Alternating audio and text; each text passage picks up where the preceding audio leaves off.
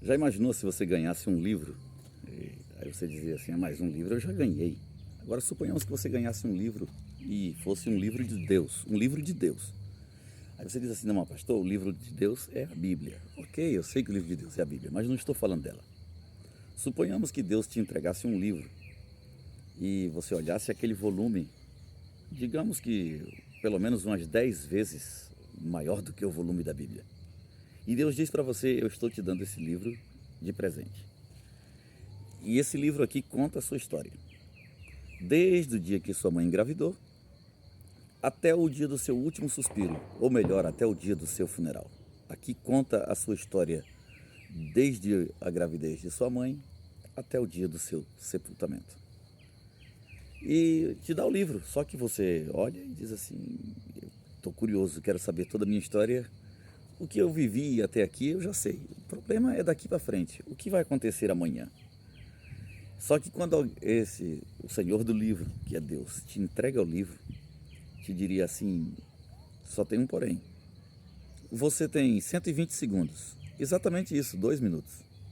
E as letras deste livro, simplesmente elas desaparecerão. E você tem 2 minutos para estar com um livro que conta toda a sua história, desde a gravidez de sua mãe até o seu sepultamento. 2 minutos. O que você faria? Algumas pessoas talvez demorariam 2 minutos só para decidir aonde vai abrir o livro. Alguns que já têm um pensamento mais acelerado, porém desordenado, abriria em qualquer lugar. Ou talvez de uma forma errada começaria do início tudo que você já viveu. Mas alguém muito inteligente pensaria e dizer, eu só tenho 2 minutos. E mais que rápido, em frações de segundos, abriria na última página. Suponhamos que você pegasse na sua mão o livro que conte a sua história e você abrisse ele na última página. E nessa última página estava escrito que no trevo da próxima cidade vizinha da sua, que você estava dentro de um automóvel, mas que o automóvel que você estava se envolveu em um acidente e que neste acidente você morreu. E você fica sabendo disso antes das letras desaparecerem. Seja sincero. Você ainda iria para a próxima cidade de carro? Talvez alguém me diria assim, pastor, eu não quero nem saber mais da próxima cidade. Talvez alguém me escreva aqui no comentário, eu nunca nem gostei, pastor, da próxima cidade. Pois é. Agora, interessante que o nosso futuro só quem conhece é Deus. E Jesus Cristo, ele não era Deus. Não, quem acha que Jesus Cristo foi Deus estava enganado. Jesus não foi Deus, Jesus não era Deus, Jesus é Deus. Jesus é Deus. E mesmo sabendo que ele seria crucificado, que o final de sua vida terrena seria numa cruz, ele veio e tomou a decisão de trabalhar como carpinteiro. Pastor, mas o senhor está ilusionando.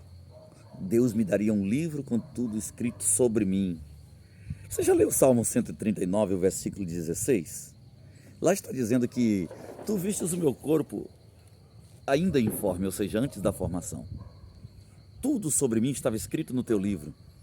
E dia a dia foram sendo desenrolados ou desenvolvidos, quando nenhum deles ainda havia. Tudo sobre mim já estava escrito no teu livro.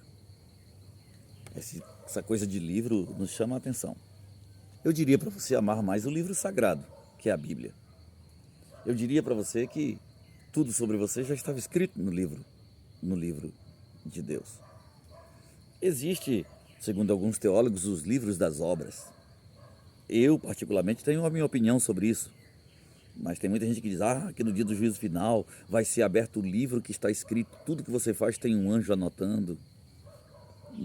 No meu parecer, baboseira teológica, a não ser que você me mostre na Bíblia um anjo anotando. Mas não quero entrar nesse mérito e tampouco quero falar aqui sobre escatologia. Mas essa questão de livro nos faz refletir. Quando em Lucas capítulo 10, os 70 missionários voltam entusiasmados.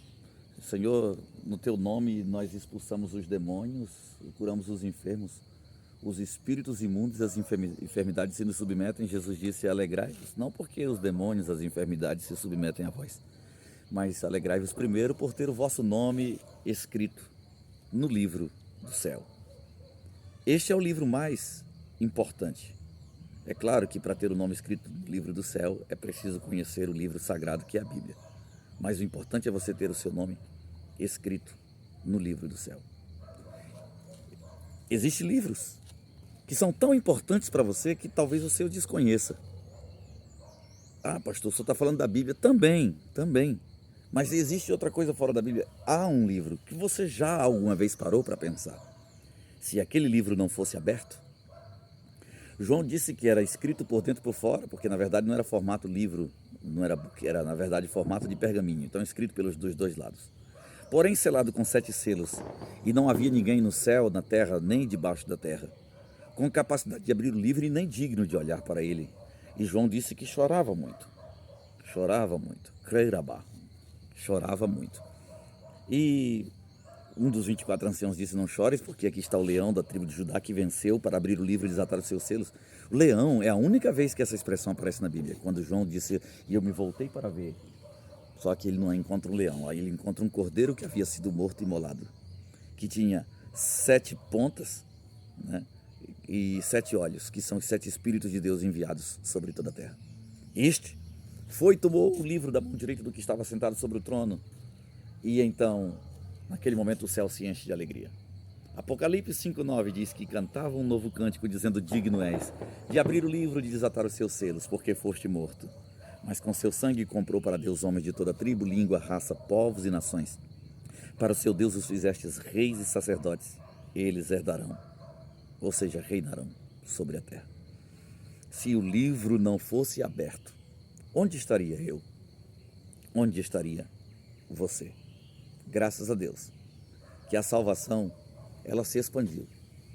Com seu sangue ele comprou para Deus homens de toda tribo, de toda língua, de toda raça, de todos os povos e de todas as nações. E por falar das nações e das tribos, existe uma tribo que é uma grande nação. Há uma tribo, para quem não sabe, ela é a maior do mundo. Estou falando literalmente de tribo de origem indígena. O Paraguai, o país onde eu trabalho, onde o Senhor me colocou para fazer a obra missionária, ele tem uma peculiaridade que é um país bilíngue. Bilíngue porque colonizado pelos espanhóis, nós temos naturalmente o espanhol como idioma. Porém, mais do que o espanhol é falado o guarani. Alguém diz é um dialeto, diz não, não é dialeto, é idioma. Tem sua gramática e se ensina na faculdade. E são aproximadamente 7 milhões de pessoas no Paraguai que falam esse idioma, guarani. E graças a Deus que Nhande de Aranhém, que seria a palavra de Deus, chegou também para a nação guarani. E hoje nós podemos falar o que pregaríamos para as outras nações, podemos pregar no Paraguai. Jesus disse: eu sou o caminho, eu sou a verdade, eu sou a vida. O livro foi aberto e as tribos e as nações puderam ser alcançadas. Peço a sua intercessão, ore pelo Paraguai. Se você prestou atenção enquanto eu gravo esse vídeo, alguns fogos aqui se estouraram. Fogos, e é provável que antes que o vídeo se termine, alguns fogos se estourem. E já são quase 7 horas da noite. Quase 7 da noite. Sabe quando começou esses fogos? Esses fogos começaram meia-noite. Significa que nós já temos quase 19 horas de fogos. Não fica 5 minutos sem que estoure um foguete. A nação hoje é dia 8 de dezembro, a nação está em movimento. Está em movimento. Você vê missas em várias casas. Aquele povo que sai pela rua, faz uma missa, uma novena, rezam aqui, param, rezam ali. Hoje é o dia da padroeira no Paraguai. É o dia da Virgem de Caacupé. Quem viajou no Paraguai, como eu tive necessidade nos últimos 10 dias, sabe do tormento que é viajar nessas estradas cheias de peregrinos. Existe gente que vem de joelhos para Caacupé. Muitos vêm a pés, peregrinando, muitos de bicicletas, caravanas, comboios e também multidões em motos, todos em direção a Caacupé. Tive que fazer um caminho para chegar em casa e é caminho oposto, todos voltando de Caacupé. Hoje é o dia da padroeira. O catolicismo, ele é forte no Paraguai.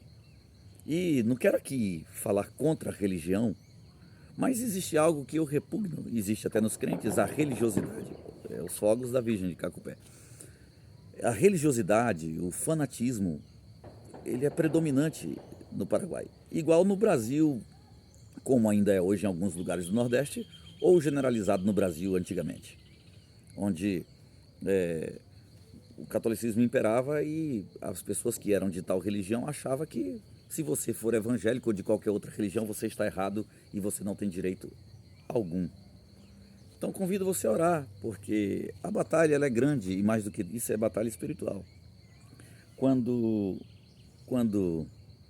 o Brasil foi descoberto por Cabral no ano de 1500, o Brasil ficou 20 anos isento de religião. E depois que os jesuítas, uma história que eu vou contar aqui, que tentam esconder de vocês na escola a vida inteira, mas depois dos jesuítas tramarem a morte de um rei na Europa e serem condenados à morte, o seu protetor, que era o Papa, para não matá-los, colocou em caravelas e mandou para o Brasil. Vieram, foi como heróis para o Brasil. Mas na verdade eram só assassinos, fugitivos. Os jesuítas no ano de 1520 se instalam no Brasil. E o Brasil começou. 1600 era 100 anos de Brasil. 100 anos de Brasil e não tinha um crente. Era 1700, 200 anos de Brasil, não tinha um crente. Era 1800, 300 anos de Brasil, não tinha um crente. 1850, 350 anos de Brasil, não tinha um crente. Em 1851 veio os primeiros evangélicos para o Brasil. Presbiterianos vieram de Amsterdã e Rotterdam, dos Países Baixos, ou seja, da Holanda, vieram. E pouca gente sabe, nós somos assembleianos, uma história que começa em 1910. Os assembleianos não são os primeiros, porque Daniel Berg e Gunnar Wingre, quando chega, já se hospeda dentro da Igreja Batista, que chegaram em 1890, que também não são os primeiros. Os primeiros são os presbiterianos. Escute, dê honra a quem tem honra. Sair em 1851 de Amsterdã e de Rotterdam para vir ao Brasil, naquela época que dava malária, parece piada, mas não é malária, tem macaco, varíola, rubéola, tifoide, febre amarela, e muitas outras epidemias que dominavam o Brasil nesse tempo. Vieram para curar feridas e para catar piolhos, raspar a cabeça. Pois é, o nosso Brasil, ele teve sangue de 17 famílias de pastores presbiterianos, sangue derramados no solo brasileiro. Suas casas foram derrubadas, igrejas destruídas, pastores assassinados, esposas e filhas estupradas em praça pública, porque quem mandava no Brasil eram os coronéis do café. E pelo fato de serem católicos, eu sei que alguém vai entrar, ainda que eu diga endemoniado, tem gente que acha ruim essa palavra, não, é cheio de Deus, mas tem alguém que defende essa raça e vai dizer que eu estou errado em falar disso. Eu sei quantos no passado da minha família, quantos da tradição judaica foram eliminados pelo catolicismo na Península Ibérica da Espanha. Então, não me preocupo muito com os falatórios. Mas, na verdade, em nome da religiosidade, porque eram católicos, eles achavam, os coronéis do café, diga que isso é mentira. Eles achavam que tinha direito de estrupar esposas de pastores e donzelas em praça pública, de matar os pastores e seus filhos, de queimar as suas casas e destruir a sua igreja. Mas graças a Deus que chegou um tempo de uma liberdade religiosa, e essa liberdade já está até muito que os cristãos já estão extrapolando dela. Mas a igreja nasceu no Brasil. No Brasil já está mais fácil pregar o evangelho. Ainda existe um avivamento religioso romano na nação do Paraguai. Nós estamos aqui, plantando a boa semente, levando a boa semente preciosa, andando, chorando. Eu tenho certeza que chegaremos no céu com alegria, mostrando as gavilhas, ou seja, as almas que foram recolhidas pelo nosso ministério. E se as almas foram recolhidas pelo nosso ministério, a única coisa que conta no banco do céu como juro é isso aí, é almas. Você que é contribuinte no meu ministério tem parte nisso. Preciso da sua ajuda para continuar avançando a obra de Deus. Devagar, como eu estou, e sempre. Desistir não é uma opção, mas eu posso dar passos mais acelerados. Estou orando para Deus levantar mantenedores para o meu ministério. Pastor, quanto? O meu coração, eu preciso de levantar 30 pessoas com a ajuda de R$100. Mas nem tudo que a gente quer é possível. Talvez uma pessoa diga, pastor, eu vou ser esse mantenedor e não precisa conseguir 30. E talvez você diga, pastor, eu não posso, eu posso R$1. R$1 é semente, irmão.